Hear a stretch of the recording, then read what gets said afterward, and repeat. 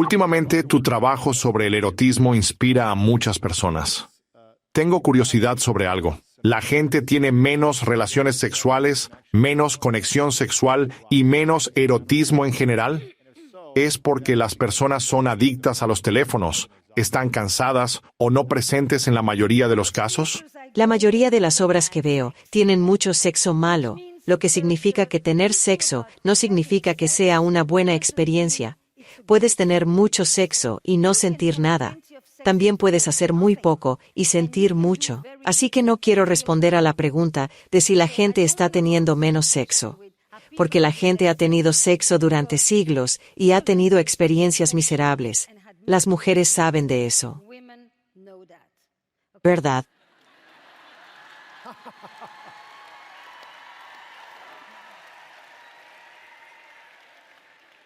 Eso aplica a los hombres también, pero no siempre lo saben. Esa es la diferencia. Siempre han sido animados a aceptar lo que sea que puedan obtener. Entonces, regresemos a tu pregunta. sí. Así que creo que debes preguntarte, ¿cuál es el próximo pensamiento? El próximo pensamiento es mi invitación para que no pensemos en el sexo como algo que hacemos, sino que pensemos en el sexo como una experiencia.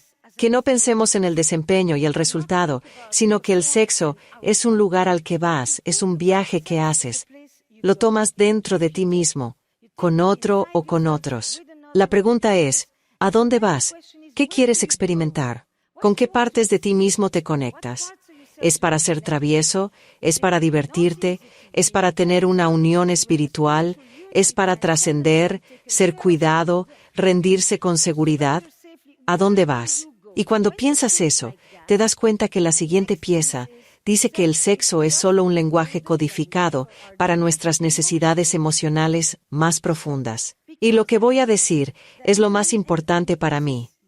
Pensamos que hablamos del acto sexual, porque hablamos de eso, pero incluso si es solo en encuentros ocasionales, el sexo tiene un significado emocional más profundo. ¿Qué significado tiene? Tiene otro significado. Es relacionado a lo que estabas hablando. No puedo imaginar que el hecho de que tú tuvieras menos miedo no se reflejara en cómo haces el amor hoy.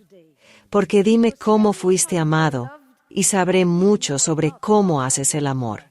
Interesante. Y si dices, oh, tenía miedo de estar contigo, tenía miedo de no estar contigo, estaba preocupado por dejarte, tenía miedo de revelarme a ti, bueno, entonces tu sexualidad se encargó de todos esos miedos, porque nuestra historia emocional está inscrita en la fisicalidad del sexo. Tardé 6 meses en crear cursos sobre la sexualidad, porque pensé en cómo explicar la diferencia entre el sexo y el erotismo. Porque el erotismo es la sexualidad transformada por nuestra imaginación. Es todo lo que le da significado al sexo. De lo contrario, somos como los animales. Los animales tienen sexo y las personas tienen una mente erótica. Y en esa mente erótica imaginan un montón de cosas, cosas extrañas, cosas irracionales, cosas que no tienen sentido, cosas que les asustan y combaten durante el día, pero que les excitan por completo en la noche. Esa mente erótica es el órgano más fascinante que existe en nosotros. ¿Por qué los humanos hacen eso? No lo sabemos. ¿Y por qué es que lo que te emociona completamente es el mayor disgusto para alguien más? ¿Por qué sucede eso? Hay muchas razones para convertirte en sexólogo. Es fascinante descubrir eso, entender cómo es el juego, cómo el poder de nuestra imaginación lidia con nuestros miedos, nuestras inhibiciones, nuestras heridas, nuestros anhelos, y los convierte en un lenguaje codificado, como un sueño, a través del cual puedes hacer cosas. Es como cuando los niños juegan, uno finge. ¿Eres policía? No, no eres policía, pero puedes hablar conmigo durante 20 minutos como si fueras el policía o el bombero o cualquier cosa. Estoy hablando en general. No quise decir que es una fantasía sexual. Oh, sé cuál es tu fantasía. Irás a Las Vegas, ver espectáculos de bailes. El objetivo es ayudar a las personas no a tener más sexo, sino a sentir más en el sexo. estar más presentes, comprometidas, experimentar diversión, sentirse amadas, deseadas, queridas. Esa es la idea. La idea es que las personas se sientan más curiosas y no solo llegar a una conclusión anticipada. Hay que entrenar a las personas para que se sientan vivas, vibrantes, llenas de vida. Eso es lo erótico. Creo que nuestra sociedad ha prestado mucha atención a cómo lograr que las personas solo lo hagan, y han encontrado una solución para los hombres, y ahora están en una búsqueda para encontrar esa pequeña píldora para las mujeres. Pero la sexualidad femenina se está resistiendo a cualquier píldora por el momento. No pueden conseguir que las mujeres tomen el Viagra femenino para que simplemente lo hagan. Y me encantaría invitarlas a nunca aceptar políticas industriales para lo erótico. Así es.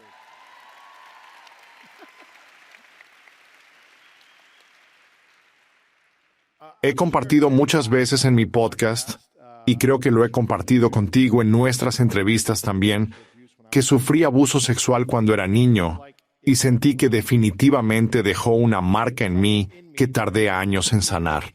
Por supuesto. 1 de cada 4 mujeres ha sufrido algún tipo de abuso sexual. Y 1 de cada 6 niños. 1 de cada 6 niños y hombres. Hay 4,000 personas en este lugar.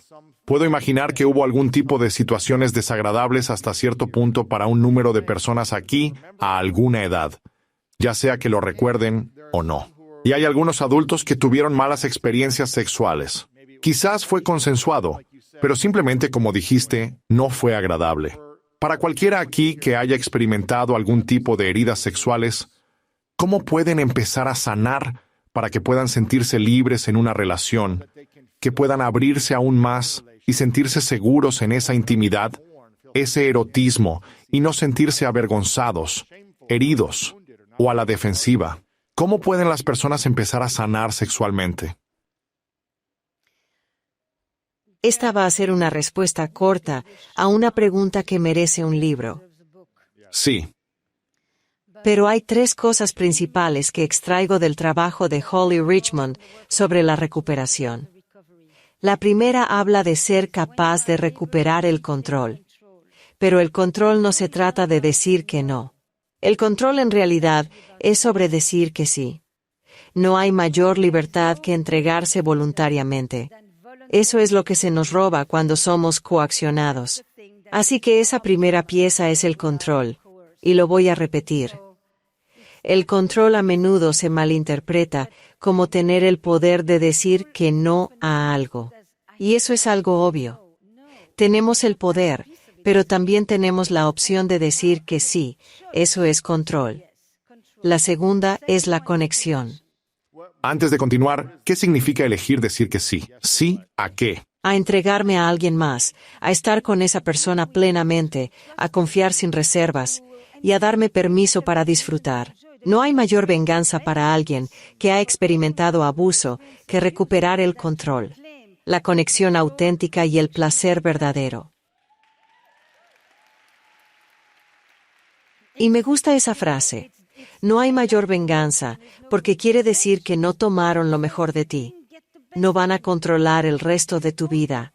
Controlaron esos meses, esos años, esas noches, pero lo puedes reclamar. Sí. Y... Es genial, asombroso. La elección es que básicamente te permites a ti mismo hacerlo lentamente. La palabra clave es lentamente. Te tomas el tiempo, te detienes, respiras profundamente y puedes pedir que la otra persona espere. Y estará completamente ahí para ti. La sanación está en que por un momento no tienes que negociar estar complaciendo a la otra persona mientras cuidas de ti mismo. Después, eso puede cambiar. Y está bien. Esa es la sanación. La segunda parte es la conexión. No tienes que disociarte de ti mismo o de la otra persona mientras estás acostado o de pie. La realidad es que estás presente y estás orgulloso de estar en el momento, te lo mereces, tienes derecho a ello y eres digno de ello. Hay que pensar en todas esas cosas fundamentales que contrarrestan la vergüenza. Y la tercera es el placer. No solo hay que hacerlo, Porque sí, lo puedes hacer para experimentarlo de la manera que te gusta o de cualquier manera. Es placentero, está lleno de imaginación, diversión, curiosidad, serendipia, y ese concepto de placer para mí es la mejor venganza. Ah, genial. Eso es muy bueno. Tengo curiosidad. Levanten la mano si están en una relación actualmente. Levanten la mano. Para las personas que están en una relación, ¿cuál es una gran pregunta que alguien podría hacer si desea tener una intimidad más profunda? Erotismo, niveles más profundos de sexualidad, pero sienten miedo de que su pareja no esté dispuesta a expresar ese mismo sentimiento. ¿Cómo pueden dar forma a esa conversación de manera cuidadosa? ¿Qué pregunta pueden hacer para abrir ese diálogo sin presión? ¿Cómo podrían comenzar para asegurarse de que están llevando a su pareja en el camino sin que ninguno de los dos se sienta incómodo? Parece que hay muchas personas en relaciones, hay muchas preguntas. Todo depende, en primer lugar, si estamos teniendo la conversación mientras estamos sentados en la mesa de la cocina, o si estamos teniendo la conversación mientras estamos en la cama. Creo que muchas conversaciones que son desafiantes es mejor no tenerlas en la cama. Hay que dejar la cama para las buenas experiencias. Antes de continuar, quiero decir que ese es un acuerdo que Marta y yo hicimos desde el principio. Cuando entras en una relación, estás conociendo a la otra persona, y si algo te hizo sentir incómodo, quieres que te explique qué sucedió. A veces teníamos conversaciones a las 10, 11, 12 de la noche. Recuerdo haberle dicho que quería escucharla, quería estar presente para ella. Pero mi cerebro se estaba quedando dormido en esos momentos, lo cual hacía difícil para mí ser íntimo con ella y escucharla. Creo que tal vez esa es su manera natural de ser. Simplemente quiere compartir las cosas en cualquier momento. Pero necesitaba decirle que la amo con todo mi corazón y siempre quiero darle siempre lo mejor de mí. Sí, quieres estar presente. Antes de las 10 de la noche. Sí. Pero después de las 10 de la noche, quiero que estemos tranquilos y que tengamos conversaciones sencillas, hablando de lo que agradecemos. Al tener el valor de crear ese acuerdo, tenemos armonía. Creo que a mucha gente le falta ese valor. Es interesante escuchar eso que dices. Siempre podemos decir, la verdad es que quiero estar presente contigo, y no puedo hacer eso ahora. Creo que lo que eso resalta es que suceden dos cosas cuando la persona que no quiere hablar. Siempre que estén en la cama, o son las 10 de la noche, la persona que no quiere hablar tiene el permiso de simplemente decir que no quiere hablar, porque no va a dar la atención que realmente mereces. La segunda parte es que quien diga ahora no, es también el responsable de volver cuando sea el momento adecuado.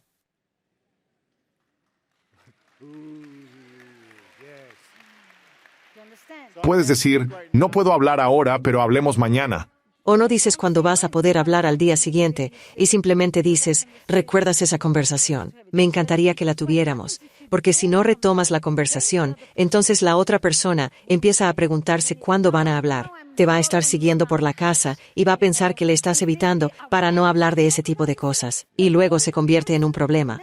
Creo que es muy importante que quien diga que no puede hablar en algún momento tenga el derecho de retomar la conversación. Sí. Solo ten en cuenta que si eres tú quien vuelve a involucrarse en lo que estaban hablando, genera una gran confianza. Sí, lo aprecian. Sí. Ahora hablemos de las preguntas para hacer sobre sexo. Sí. ¿Cuál es la mayor falacia sobre el sexo con la que creciste y cómo la descubriste? ¿Cuál es la mentira que te dijeron, el mayor mito que no podías creer? ¿Qué es algo que cambió profundamente para ti con respecto a tu sexualidad? ¿Cuál fue el riesgo que tomaste sexualmente y cómo afectó a tu vida? Cuando amas, ¿cómo se siente realmente? Y cuando deseas, ¿en qué aspectos exactos se diferencia? ¿Qué pasa si a alguien no le gusta escuchar sobre el pasado sexual de su pareja? A muchas personas no les gusta escuchar sobre eso. A veces puede ser un desafío narcisista, porque piensan en las personas que estuvieron antes que ellos y se preguntan si eran mejores, si disfrutaban estar más con ellos y todo eso. A algunas personas eso les encanta, a otras personas les atrae. Cubre todo el rango, y no siempre es una sola cosa, a veces depende de quién se trate.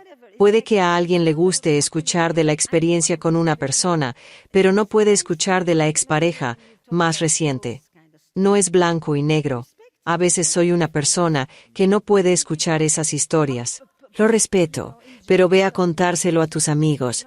No inyectas cosas en una persona que no va a hacer nada bueno con ello. Guarda tus historias. Son tuyas. Son tu vida, ¿sabes? La monogamia ya no existe en la realidad, en el sentido de que antes significaba que ibas a estar con una persona toda la vida. Ahora la monogamia significa estar con una persona a la vez. Antes las personas se casaban para tener sexo por primera vez. En la actualidad, te casas y dejas de tener sexo con otros. Si una mujer no puede reproducirse, si una mujer no puede ser madre, es etiquetada como una mujer inútil.